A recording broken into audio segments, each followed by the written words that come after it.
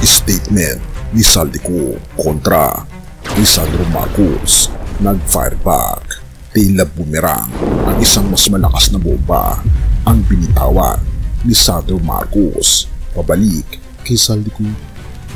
Halika atin itong pag-usapan mga kaibigan.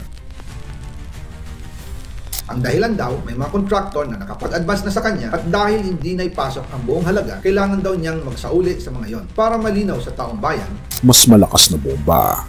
Paano binulabog ni Sandro Marcos ang mga pasabog ni Saldico?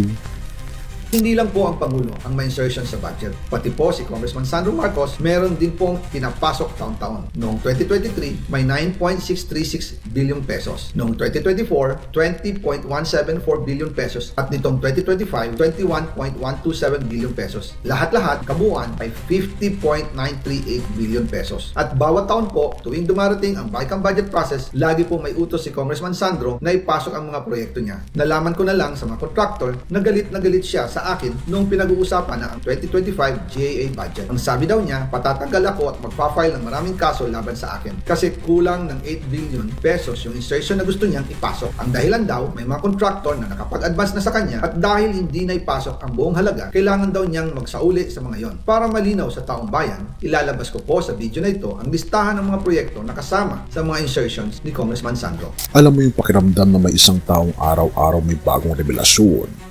Pero sinasabi nila na kapag sinuri mo daw, parang may mali, parang pilit, parang scripted, parang galing sa taong mas maraming dapat ipaliwanag kaysa i-reveal. Well, hintayin mo lang dahil sa dulo nitong kwentong ito, maintindihan mo kung bakit sinasabi ng marami, hindi ito revelasyon, ito ay destabilisasyon.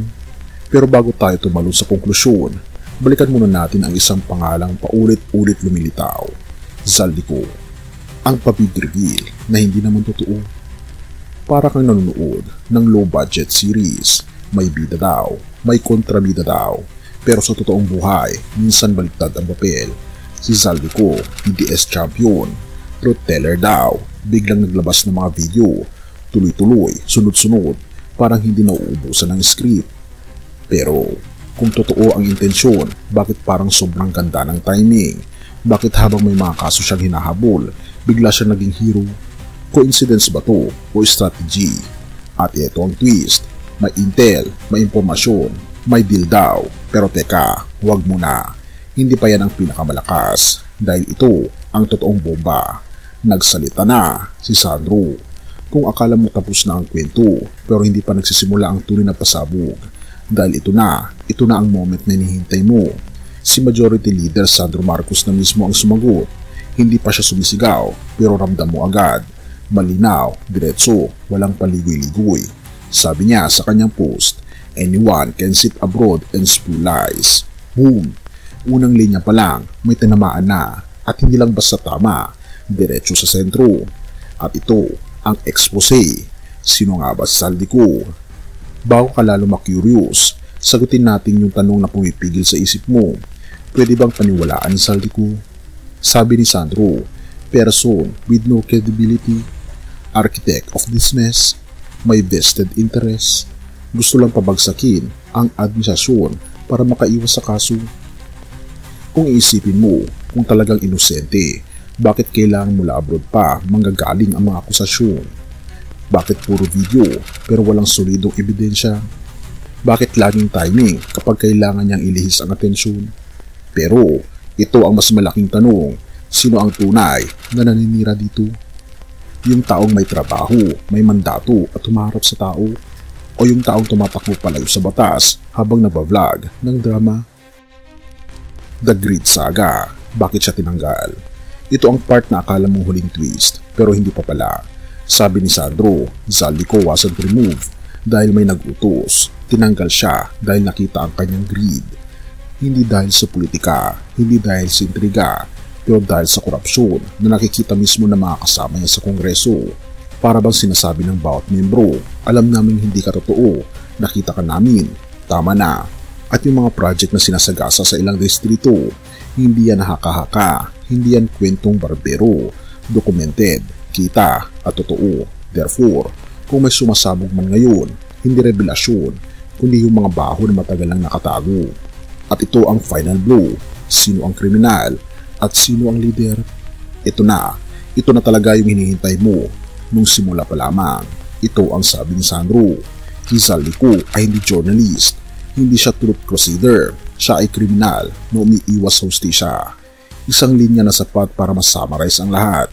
Pero therefore, may mas malalim pang mensahe. Huwag pabubudol, huwag magpapagamit, huwag pahintulutang maloko ng taong may sariling interes. Kung may destabilization man, hindi galing sa gobyerno, hindi galing sa loob, hindi galing sa mga Marcos, galing ito sa taong hindi matanggap ang accountability. Kaya naman ang katotohanan ay ito, ayon kay Sandro. Hindi raw ito isang revelasyon, kundi isang destabilization. Ang tanong, kanino ka magiging panig? Kay Sandro ba o kay Saldico?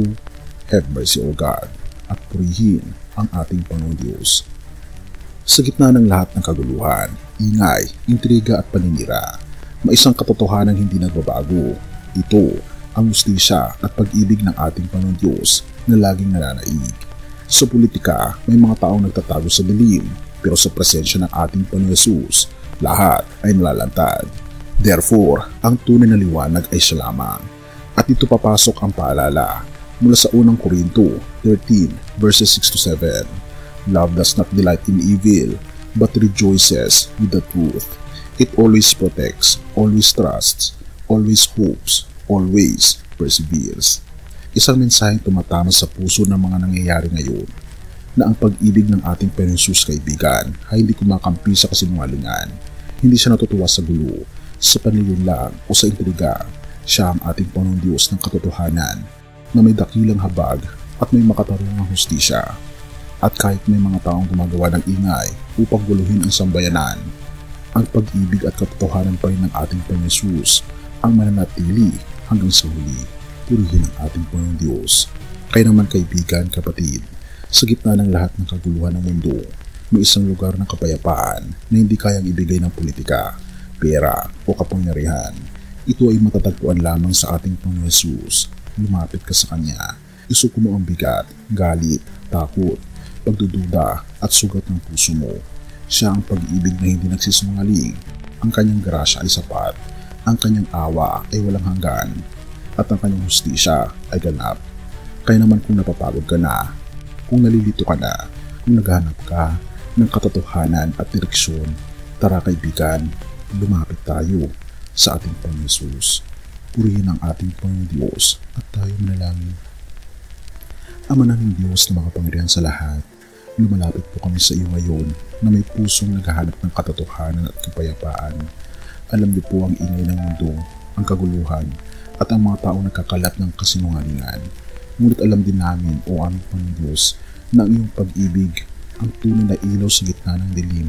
Naway gabayan niyo po kami. Mula po sa inyong luklukan ng langit, bigyan niyo po kami ng karunungan at tulungan niyo po kami manindigan sa katotohanan. Inaanyayahan po namin kayo parati, Panginoong Diyos, ang aming Panginoong Hesus sa aming puso, na pumasok sa aming mga puso. Purihin niyo po kami ng iyong biyaya, awa, pag-ibig at hustisya, at amin na pong isinusuko sa iyo ang aming buhay. At kayo po ang magiging Panginoon po namin at tagapagligtas mula ngayon at magpakailanman. Salamat po, Panginoong Diyos, sa inyo pong dakilang pag-ibig sa amin, at pinupuri po namin kayo at pinapasalamatan dahil napakabuti niyo po sa amin at patnubayan niyo po kami, at alagaan po ang aming bayan at patawarin po kami sa lahat ng aming mga pagkukulang at pagkakasala. At salamat po sa pagdinig ng aming mga panalangin, sapagkat ito po ang aming samot hiling sa matamis na pangalan ng aming Panginoong Hesus. Amen.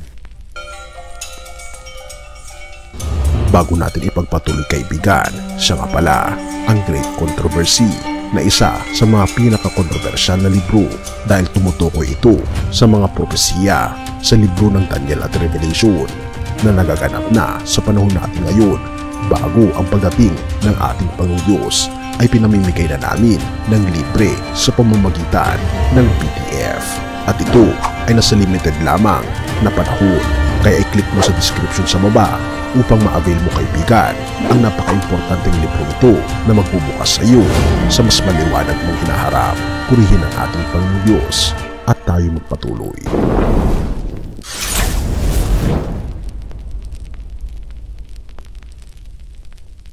Siyang aking patnubay, siyang aking gabay, siya ang tanging Panginoon, magpakailanman.